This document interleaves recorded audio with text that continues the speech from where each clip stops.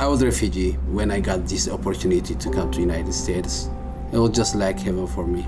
So when we walked into Kibrom's Ethiopian restaurant, it was really unassuming and simple. Kibrom himself is a really warm, friendly individual.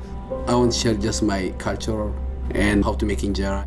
Without the Injera, I don't know, just how can I live in Boise in America. So it's very, very important.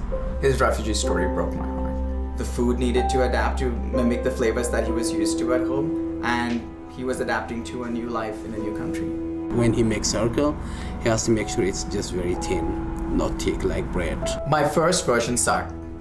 It did suck. It was very thick, very heavy. Yeah, I was kind of embarrassed when Kibrom said how heavy this is, and if he had to offer it to the Ethiopians, they would call it something else. There is a bread, we call it hambasha, and then they might call it just hambasha, which is different bread.